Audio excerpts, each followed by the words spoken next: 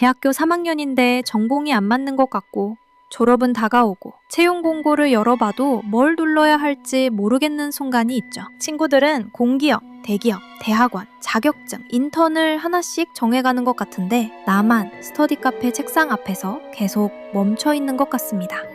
전공책은 펴져 있는데 머리는 채용 앱에 가 있고 채용 앱을 켜면 다시 내가 이 전공을 왜 골랐는지 생각하게 됩니다. 학점 계산기를 열어보고 졸업 요건을 확인하고 채용 일정표를 저장해도 마음은 이상하게 더 복잡해지죠.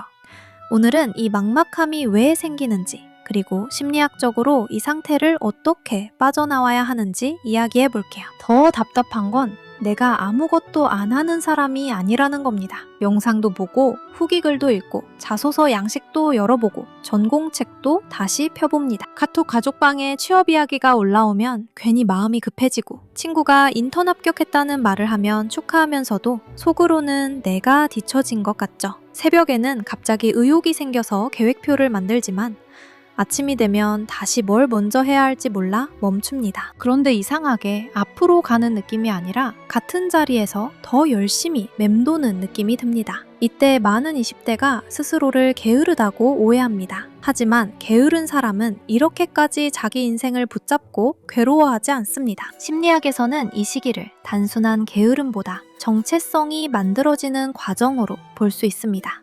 에릭 에릭슨은 사람이 자라면서 나는 어떤 사람인가를 구성하는 발달 과제를 겪는다고 봤고 특히 청소년기와 초기 성인기에는 정체성 문제가 강하게 떠오릅니다. 쉽게 말하면 20대는 단순히 직업을 고르는 시기가 아니라 나는 어떤 방식으로 살아갈 사람인가를 만드는 시기입니다. 그래서 이 고민은 MBTI 하나로 끝나지 않고 적성검사 한 번으로도 끝나지 않습니다. 내가 어떤 일을 할 때 살아나는지, 어떤 환경에서 무너지는지, 어떤 기준을 내 것으로 받아들일지 정리해야 하니까요. 그러니까 미래가 막막하다는 건 인생이 망했다는 신호가 아니라 아직 내가 어떤 사람으로 살아갈지 정리되는 중이라는 신호일 수 있습니다. 문제는 이 과정이 생각보다 훨씬 불편하다는 거죠. 20대의 진로 고민은 크게 두 갈래로 나뉩니다. 하나는 선택지가 너무 많아서 못 고르는 사람입니다. 공무원, 대기업, 스타트업, 대학원, 프리랜서, 유튜브, 창업, 해외 취업까지 다 가능성은 있어 보이는데 뭘 골라도 다른 걸 놓치는 것 같습니다. 다른 하나는 반대입니다. 학생 때부터 한 과목만 보고 달려왔고 그 흐름대로 대학 전공까지 왔는데 이제 와서 이게 진짜 내 길이 맞나? 흔들리는 사람입니다. 앞사람은 길이 너무 많아서 멈추고 뒷사람은 길이 너무 빨리 정해져서 멈춥니다. 한쪽은 빈 지도 앞에서 불안하고 다른 한쪽은 이미 그려진 지도 밖으로 나가는 게 무섭습니다. 겉으로는 둘 다 진로 고민이지만 마음속에서 일어나는 일은 조금 다릅니다. 심리학자 제임스 마샤는 이런 상태를 정체성 유예와 정체성 폐쇄로 설명했습니다. 정체성 유예는 계속 탐색하지만 아직 전념하지 못하는 상태입니다.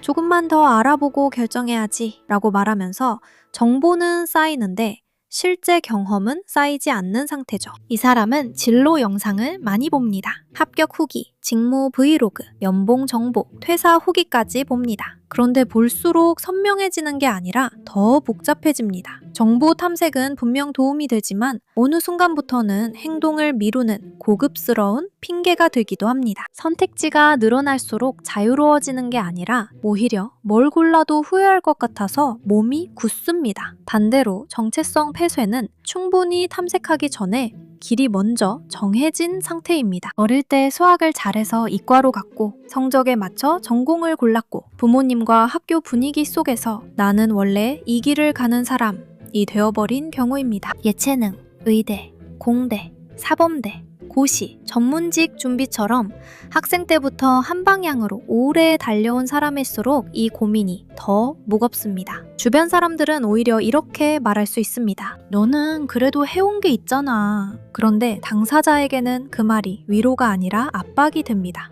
이 사람들은 뭘 해야 할지 몰라서만 힘든 게 아닙니다. 이제 와서 안 맞는다고 말하면 지금까지의 시간이 전부 틀렸던 것처럼 느껴져서 더 무섭습니다. 이때 사람의 마음에는 손실 회피가 작동합니다. 진로를 바꾸는 일이 단순히 새로운 길을 고르는 게 아니라 내 전공, 합정, 등록금, 부모 기대, 친구들의 시선, 졸업 후 계획을 한꺼번에 잃는 것처럼 느껴지는 겁니다. 실제로 전공을 바꾼다고 해서 지난 시간이 사라지는 건 아닌데 마음은 그렇게 계산하지 않습니다.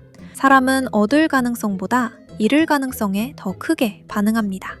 그래서 새로운 길에서 얻을 수 있는 것보다 지금까지 쌓은 것을 놓치는 고통이 먼저 보입니다. 마음은 여기까지 왔는데 어떻게 바꿔? 이제 와서 다른 걸 하면 너무 늦었지. 내가 이걸 놓으면 나는 아무것도 없는 사람이 되는 거 아니야? 라고 말합니다. 그래서 안 맞는 걸 알아도 계속 붙잡게 됩니다. 여기에 인지 부조화도 붙습니다. 레온 페스팅거가 말한 인지 부조화는 내 믿음과 현실이 충돌할 때 생기는 불편함입니다.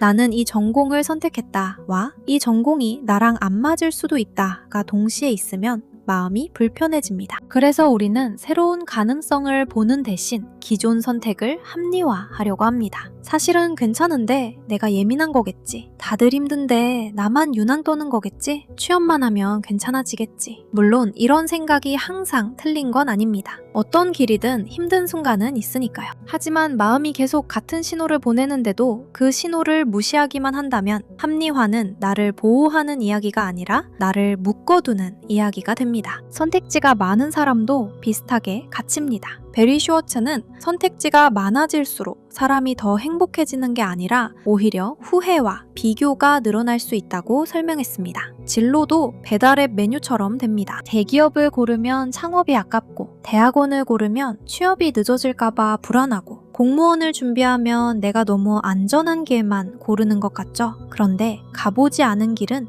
언제나 좋아 보입니다. 실제로는 그 길에도 야근, 불안, 지루함, 경쟁, 인간관계가 있을 텐데 상상 속에서는 장점만 보입니다. 그래서 아직 선택하지 않은 길은 항상 빛나고 내가 고른 길은 현실의 단점 때문에 초라해 보입니다.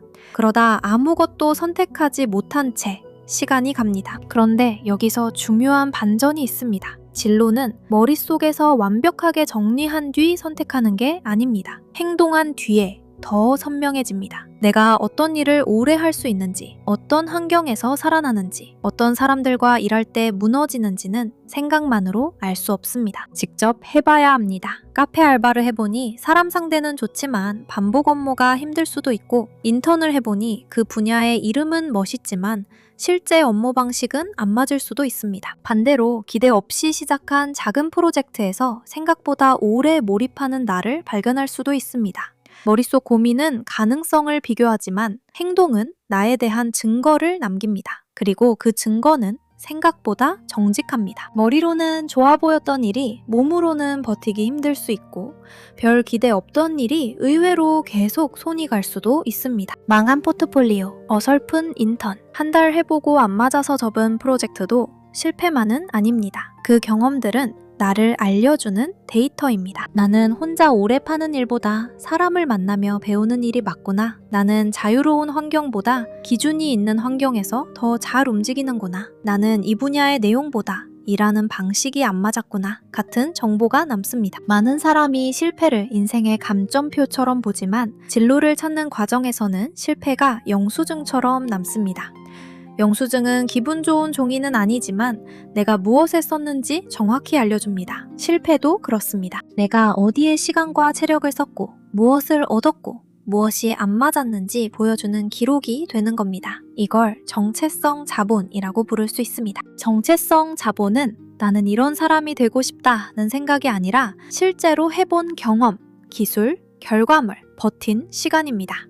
전공이 안 맞아도 남는 자본은 있습니다. 분석하는 습관, 오래 공부한 끈기, 발표 경험, 협업 방식, 마감에 맞춰 버틴 시간, 그리고 무엇이 나와 안 맞는지 알게 된 감각도 전부 다음 길로 가져갈 수 있습니다. 공학을 배운 사람이 기획으로 갈 때 문제를 쪼개는 능력을 가져갈 수 있고, 사범대를 나온 사람이 콘텐츠로 갈 때 설명하는 능력을 가져갈 수 있습니다.